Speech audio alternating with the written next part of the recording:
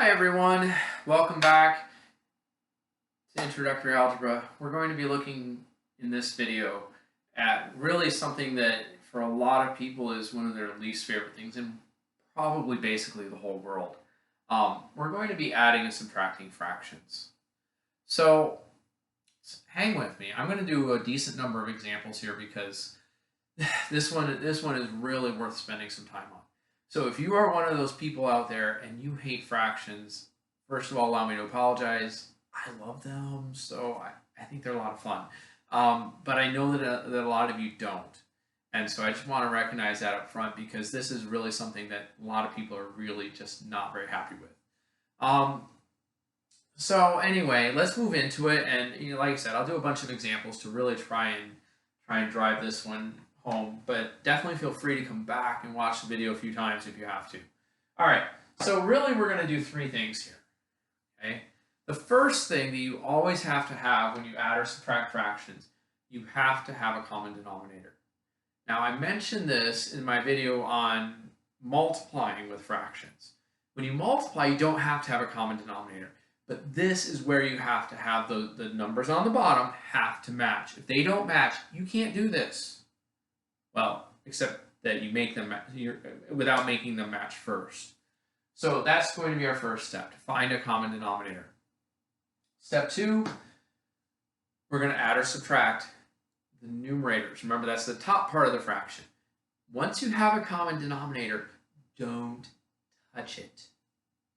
We're only going to add or subtract the top numbers. And then finally, after you're done with adding or subtracting, if you can, reduce your fractions. So I have a couple of real short examples here that actually already have a common denominator. These should be really pretty nice problems because there's not much to do with them except to add or subtract the top numbers. So let's take a look. All right, I have 1/4 plus 1/4 is equal to 2/4. Okay, 1 and 1 makes 2. Notice I'm not touching the 4's on the bottom. Divide the 2 and 4 by 2 to reduce, and we get a half. There you go. That's all you have to do with this, okay? But please allow me to say this again. I just said it in probably literally 30 seconds ago, but allow me to say it again. I'm not adding the denominators, okay? Because if I do, I get something that's really wrong. In fact, as a thought experiment, if you did add them, 1 and 1 would be 2, 4 and 4 would be 8. If you add 1/4 and 1/4, you would get 2/8. Well, if you reduce 2/8, you get back to 1/4. And so let's talk pizza. You ate 1/4 of the pizza. You ate another 1/4 of the pizza. And magically, when you add them together, you only ate 1/4 of the pizza. Now, that's a pretty awesome diet plan, but it doesn't actually work. And we all know that, right? If you eat 1/4 of the pizza and then you eat another 1/4 of the pizza, you didn't eat 1/4 of the pizza. So please be really careful. Do not add those denominators together. And so we can do this, though, with anything as long as they have the same denominator. So here you see I have 7/x minus 13/x. It doesn't even matter that the bottom of my fractions is made up of x. They're the same. That's all that matters. 7 minus 13 is -6. We get -6/x, and it is done. All right, so now we're going to move on, and we're going to look at how we find that common denominator, and then we'll do a couple of examples where we'll do some examples finding that common denominator, and then we'll do a few examples where we just kind of put it all together. So hang in there. Let me change my board. All right, so next we're going to look at finding a common denominator. Now, there's also something called a least common denominator, which is really your best bet if you can find it, but it also doesn't matter that much. And we'll look at that here in just a second. So a common denominator is a number that is divisible by all of the denominators. And so one thing you have to be careful of here is you have to be careful which way you do your division. So for instance, I have 4 and 8 here. The common denominator is 8. Because 4 and 8 are both divisible by, 8 is divisible by both 4 and 8. We would never use 4 here. Sometimes people turn it around and do it backwards They pick a number that divides both things, right? 4 divided by 4 works and 8 divided by 4 works. But we need it the other way around. We need to be able to divide what we find by both of those numbers. Okay, so your common denominator will always be at least as big as the denominators you have. It can never be smaller than any of your denominators.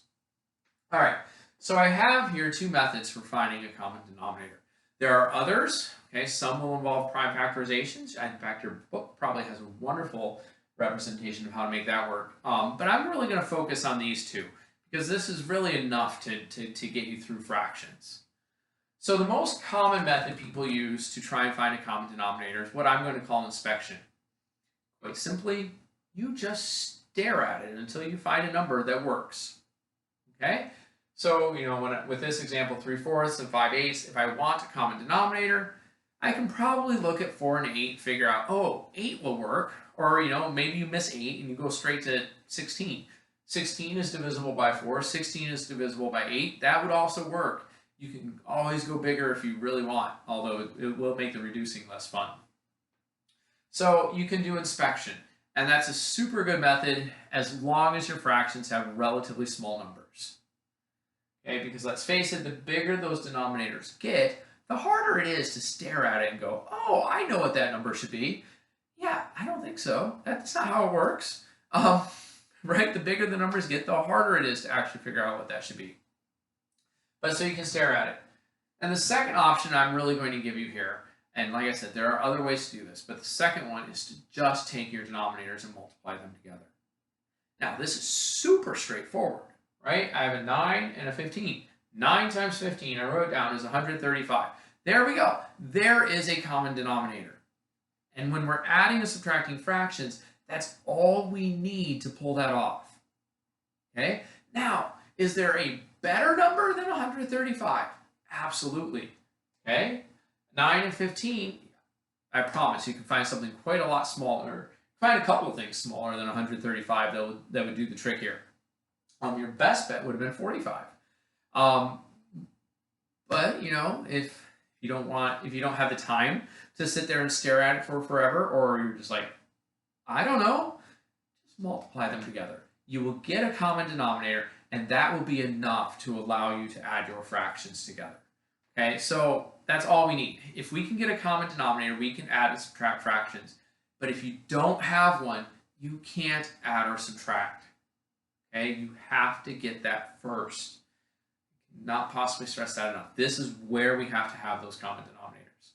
All right, so now let's move into actually doing this with some fractions, and let's see how we can make this work.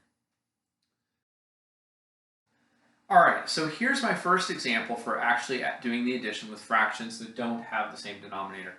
So you'll notice I have 9 over 10 plus 1 over 6. Now, I've worked out the whole problem already, so you can see it, but I'm going to walk you through this step by step. Kind of go through my whole thought process with you and just point out some things that are going to make this work.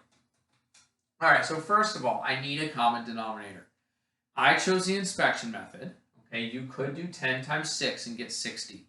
The only difference from 60 and 30, which is what I'm going to use because it works, is that you'll just get a bigger fraction at the end and you'll have to do some more reducing. Okay, so if you don't mind reducing, it's not terrible to just multiply your denominators together. All right, so I know that the common denominator is 30. So then my next step was to write down the two fractions and to start by putting 30 on the bottom. I need to change those denominators so that they match, so that they are exactly the same thing. But here's the thing. When we change the bottom, when we change the denominator, we also have to change the top to go along with it. Okay, otherwise we get we're really working with a different number, so we have to change the top as well. So the key is we're going to multiply to get from 10 to 30 and then from 6 to 30. So for the first fraction, 9 over 10, I can see that 10 times 3 is 30.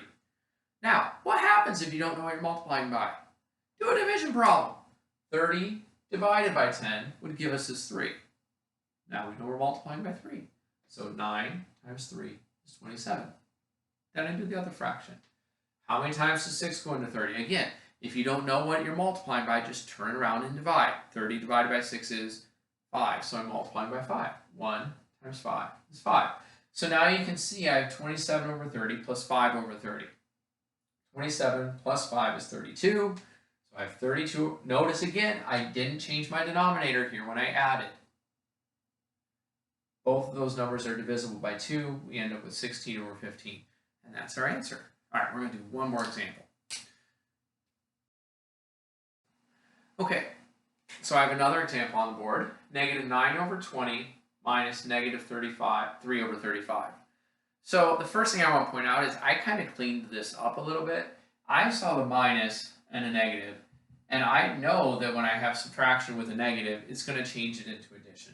So I took care of that right away. I mean, I have my common denominator down here that you can see, but that was one of the first things I noticed. I can just change this to an addition problem. All right, so I needed a common denominator. I didn't feel like staring at that and trying to figure out what the best number was to pick for 20 and 35. They're kind of big. And, I mean, you have a calculator, you can fiddle around with it some, but I just went straight to multiplying the two things together. 20 times 35 is 700. So I'm changing this to a problem with a negative fraction with 700 on the bottom, plus something else with 700 on the bottom. So now, one nice thing is, since I chose to multiply them together to get the common denominator, it's got to be 20 times 35 to get the bottom, and 35 times 20. That's kind of nice. So 9 times 35 gives me 315. 3 times 20 gives me 60. Now I can add. Again, I'm not changing the 700 on the bottom. That stays when we add and subtract fractions. But negative 315 plus 60 makes negative 255. And then I recognize that both parts are divisible by 5. There it is. It's a horrible number. Okay, hopefully you don't have to work with too many fractions that are that big. I mean, our final answer, negative 51 over 140. That's big, it's messy, it's ugly, so hopefully that doesn't happen to you too much. But if it does, this is how you work through it. Find that common denominator, change your fractions, and then do your addition or subtraction. So good luck. I know you guys can do this. I know fractions are something that are really uncomfortable for a lot of people, but they don't have to be. Okay? Just follow the process, and it works. Just don't ever try and put them straight together, because you can't do that when you're adding and subtracting. You can only add and subtract things that have the same number on the bottom. If they don't have that, you can't do it. You have to get that first. So good luck.